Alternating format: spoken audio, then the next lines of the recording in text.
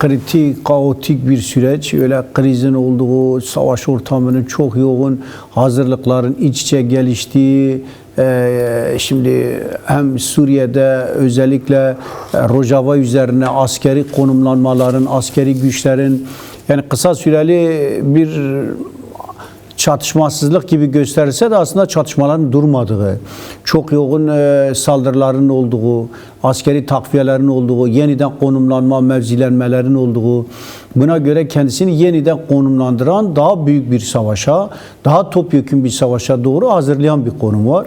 Yani şu ana kadar ki yani biz Rojava güçleri Kobani'den başlayarak Haseki'den ta Derk'e kadar ki tüm alandaki güçler YPG güçleri ve Süryani güçleri, Ermeni, buradaki yer alan öz savunma güçleri, içinde yer alan Şamar aşiretine bağlı bine yakın yine Arap aşiret güçleri.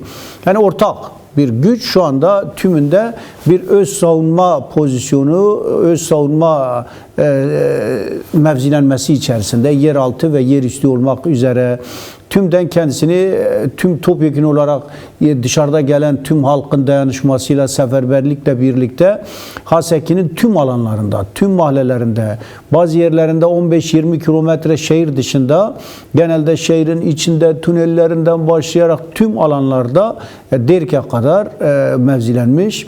Yani şu anda Kürtler ve Arapların aslında bazı yerlerde iç içe olduğu ama biraz daha Haseki Kürt coğrafyası olarak kabul edilen Kürtlerin oldukları her yerde şu anda Kürtler mevzilenmiş durumda. Kendilerini savunma pozisyonunda, kendilerine karşı yapılan saldırı Kobani'de özellikle karşılık veren, Sırrın'dan başlayarak Çelebi'ye kadar ki yer yer Sırrın'da ve Karakoza Köprüsü olarak belirtilen Garus'a kadar ki yer yer Cadde'ye kadar ki o bölgeler içerisinde saldırılarını devam ettiren IŞİD, HTŞ çetelerine karşı büyük bir savunma savaşında. Yani bu böyle bir durum. Kar kış koşulları var. Ama buna karşı yer altından, yer üstünden hava koşulları da keşfe böyle çok yoğun hava saldırılarına da uygun değil. Onu belirtmek gerekiyor. Ona göre biraz daha yani karşılıklı olarak güçler ortaya çıkan çok yoğun bir tahkimat var. Suriye'deki geçici hükümet ya da HTŞ çetelerinin çok böyle biraz daha gözdağı veren, mesela daha çok Hakan Fidan'ın bu sözü var diyor, zorla müzakereye getirme. Zorla yani böyle zoru kullanarak, askeri gücünü, çetelerini toplayarak, teknik gücünü kullanarak, böyle tankını, topunu, değişik güçlerini tüm şehirlerin etrafına yıkarak böyle ölümü gösterip sıtmaya razı edecek, masada istediği anlaşmaları imzalatacak, böyle değişik bir sürecin işlediğini iç içe görmek gerekiyor.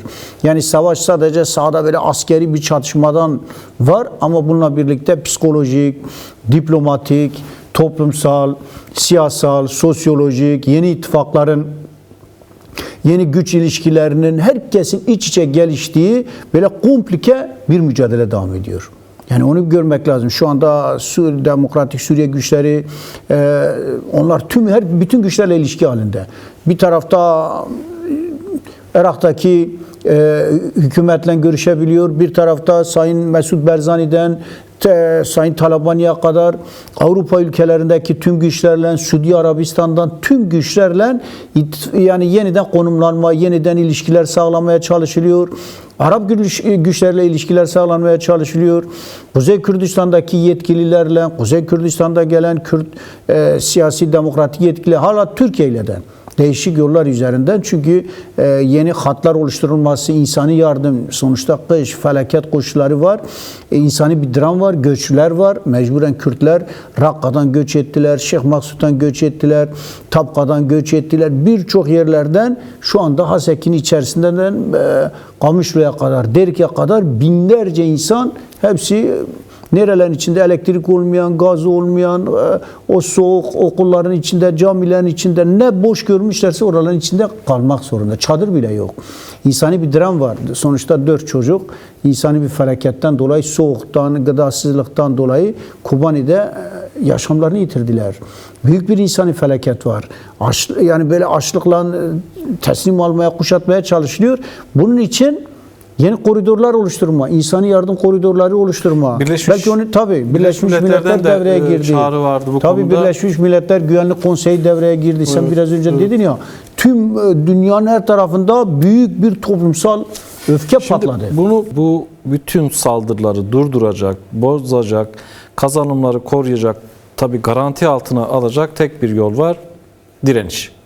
Yani ortaya çıkan protestolar, sahadaki askeri direniş, diplomasi masasında da başka bir savaş, medya alanında başka bir savaş sürüyor. Bununla ilgili istersen bir yorumunu alayım, ardından bu diplomasi trafiğine biraz değinelim. Yani Orta Doğu'da sonucu belirleyen nedir? Halkın gücü ve öz savunma gücüdür. Yani halkın gücü, öz savunma güçleri birleştikçe sen var olursun. Çünkü Orta Doğu denkleminde halkların gücü birleşmedikçe, şimdi bu direnişlerde ne var? Sadece Kürt halkının ortak direnişi değil. Büyük bir direniş, büyük bir uyanma, büyük bir demokratik Kürdistan Ulusal Birliği var. Bir tarafta da ne var? Bir tarafta da halkların ortak büyük bir direniş, internasyonel dayanışması var. Şimdi bu ikisi birleşti. İki büyük ittifak, iki büyük ağ. Hem halklar arasındaki birlik. Şimdi asıl saldırı neydi? Halklar arasındaki kardeşliğe saldırı.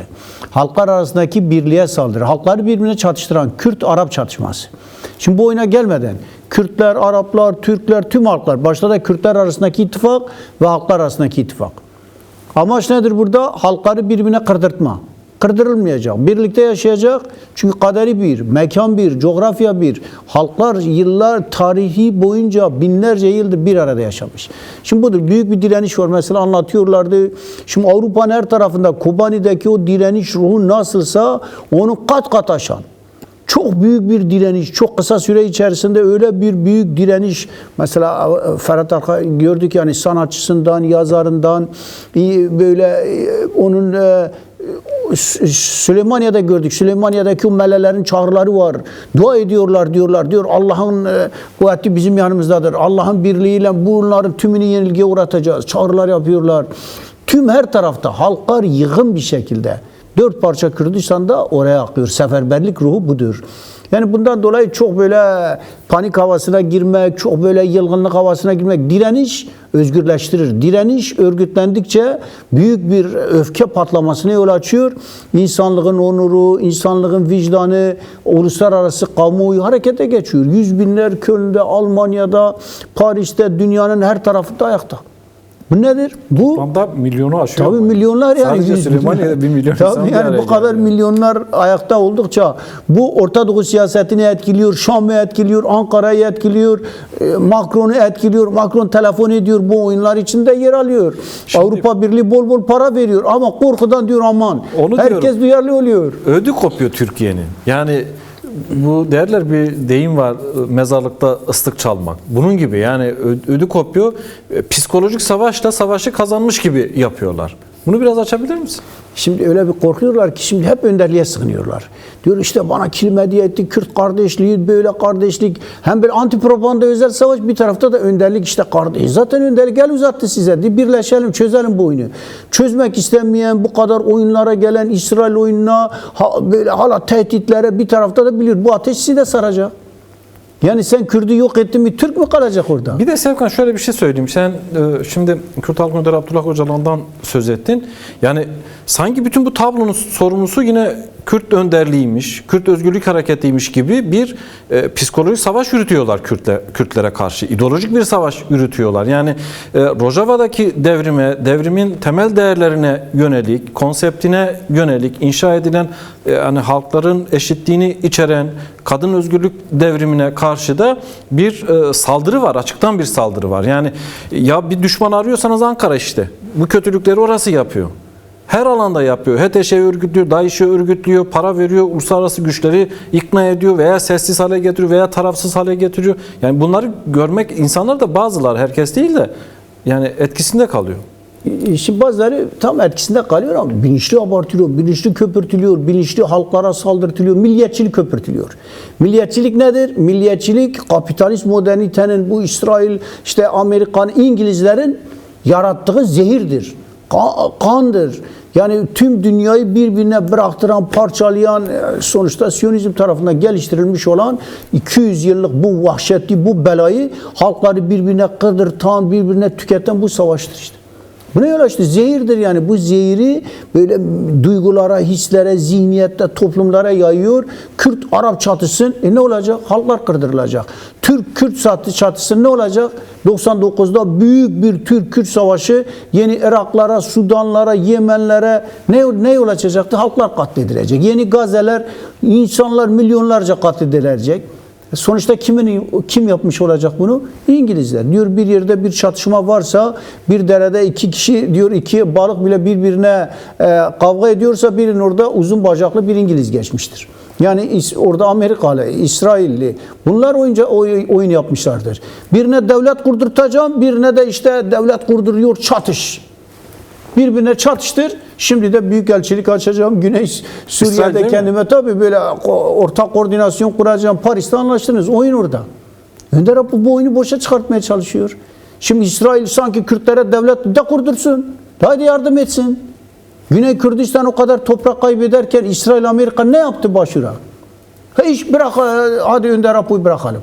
Ne yaptı Berzanileri? Hiç sahip çıktı mı? Daha bir önce de gecede gördük toprakların bunu. yarısı gitti. Gitti. Daha önce 1975 Aşbetal'da ne yaptılar? 1946'da Mabat Cumhuriyeti'nde İngilizler hemen anlaştılar. Kürtler ortada, Ruslar öyle yaptılar. Aynı dönemler yani unutmamak gerekiyor. Tarihi hafızamız güçlü olmalı. Tarihten ders çıkarmalıyız. Bunları başımıza getirdiler. Yani şimdi tekrardan bunların oyununa gelerek Kürtler arasındaki birliği, halklar arasındaki yani barış içinde yaşamak varken, birlikte yaşamak varken, demokratik, özgür, eşitlikçi bir şekilde yaşamak varken savaş kimin işine yarayacak? Üstelik benim Niye savaşmıyorsunuz diyor. Niye kan dökmüyorsunuz? Kafaya bak ya. Şöyle bir durum var. Yani Rakka'dan, Tapka'dan, Derazor'dan benzeri yerlerden yani en az 30 bin Arap göç etti. Yani Rojava'ya gelmiş durumda. Niye? Yani bunlar HTŞ'ye karşı oldukları için. Halen özgürlük mücadelesi saflarında savaşan Araplar var. Şehit düşen Araplar var. Bu gerçeği nasıl yok sayabilirsiniz?